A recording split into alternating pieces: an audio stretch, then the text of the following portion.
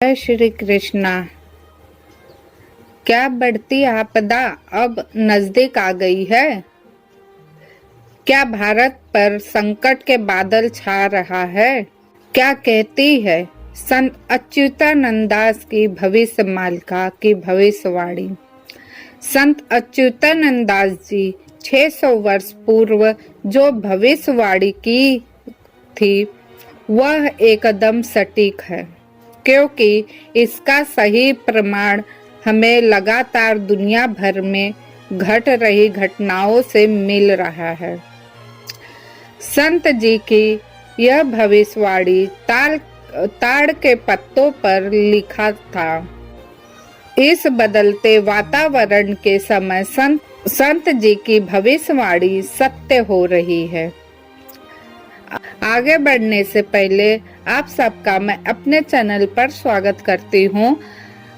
हमारे चैनल को आपकी सपोर्ट की अत्यंत आवश्यक है, तो कृपा करके हमें सपोर्ट कीजिए। चलिए अब आगे बढ़ते हैं। संत जी की भविष्य मालिका में बताया गया है कि चीन और 13 इस्लामिक देशों का भारत पर होगा हमला। भविष्य मालिका में कहा गया है कि जब शनि मीन राशि में प्रवेश करेंगे तो उसी समय दुनिया के तीसरे विश्व युद्ध का महाविनाश दिखेगा और 29 मार्च 2025 से 23 फरवरी 2028 तक कभी मार्गी और कभी वक्री होकर शनि मीन राशि में रहेंगे। इसी समय में भारत विश्व युद्ध में शामिल हो जाएगा। इस युद्ध का कारण है भारत पर सत्य स्थापित करना। जबकि भारत धार्मिक आंतरिक समस्या से जूझ रहा होगा, तब भारत में मिलिट्री शासक लगा होगा। तभी चीन और पाकिस्तान मिलकर भारत को लूटने की कोशिश करेंगे और अपना देश सुधारने के लिए भारत पर हमला करने की योजना बनाएंगे। चीन हमेशा की तरह खतरनाक साजिश रचेगा और पाकिस्तान सहित अन्य 12 इस्लामिक देशों को धर्म के नाम पर भारत के विरोध लड़ाने की कोशिश में सफल हो जाएगा।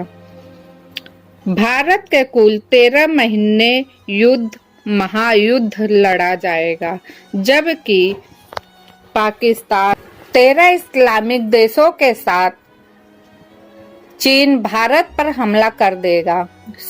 शुरुआत में इन सभी देशों को सफलता मिल जाएगी, परंतु भारत का एक बहुत बड़ा हिस्सा दुश्मन अपने अधिकार में ले लेगा। और इस बात से अब हम समझने की कोशिश करते हैं कि जिस प्रकार मुगलों ने हमारे भारत पे हमेशा अत्याचार किए और आपस में धर्म के खिलाफ भड़काकर विवाद पैदा कर अपने में शामिल कर लिया, तो और कई सारे देश को विस्फोट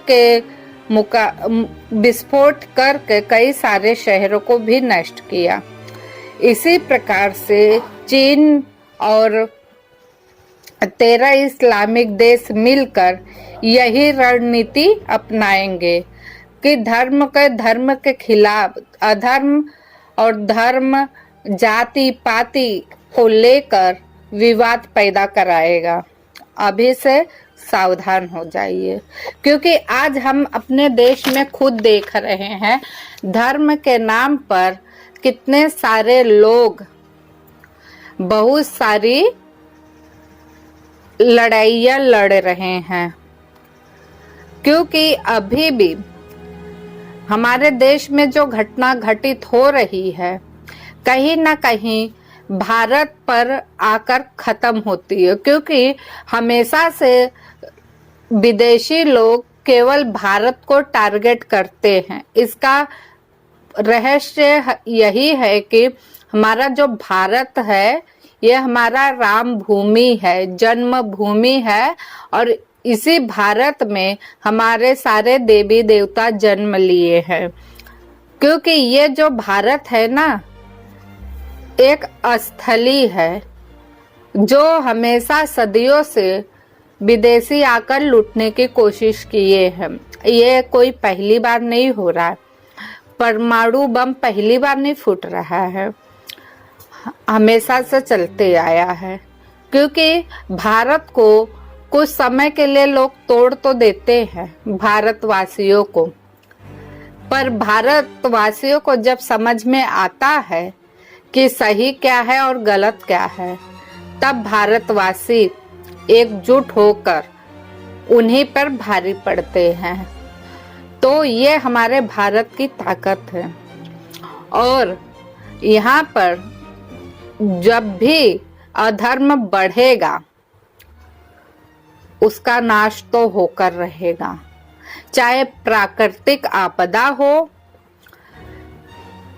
चाहे स्वयं भगवान धरती पर आकर लड़े, होगा तो जरूर। और लोगों के मन में असुरी विचार असुर के समान ही है।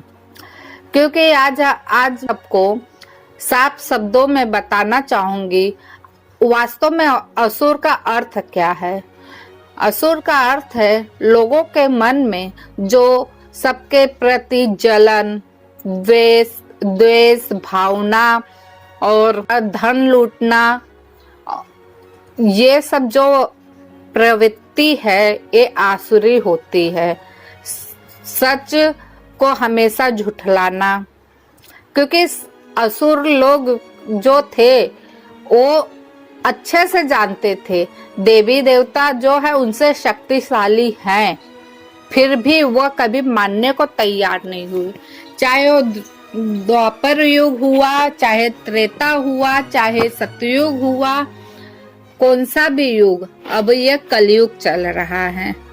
इस सब चारों युग में हमेशा असुरों के बीच में ही लड़ाइयाँ हुई है। आज इस धरती पे जितने भी मनुष्य हैं कुछ आसुरी प्रवृत्ति के लोग हैं जो किसी का भला नहीं देख सकते और जो पशु हत्या करते हैं, मदिरा पीते हैं और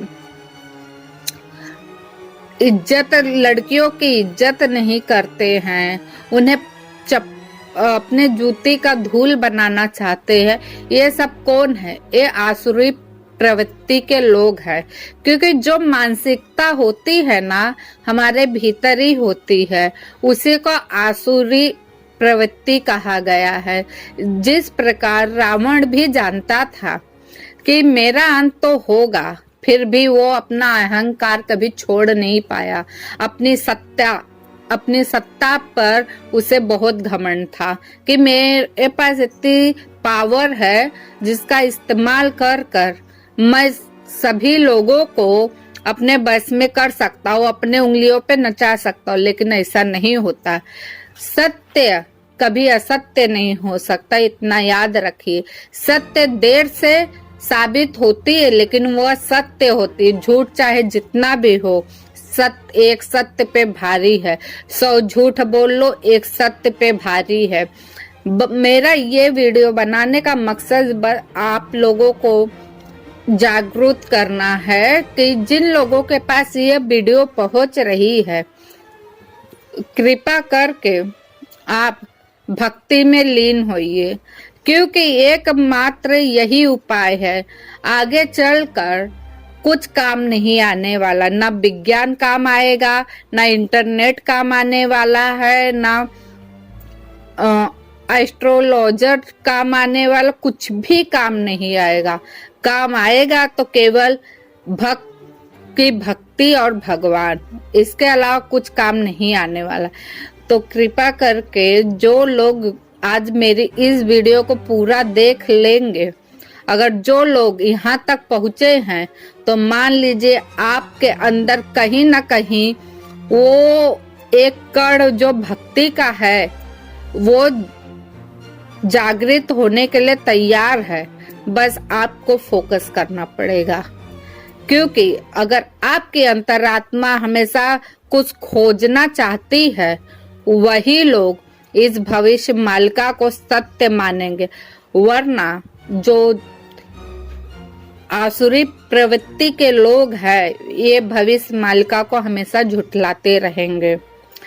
तो यहाँ तक अगर जो भी वीडियो देख रहे हो उसका मैं तहे दिल से धन्यवाद करती हूँ।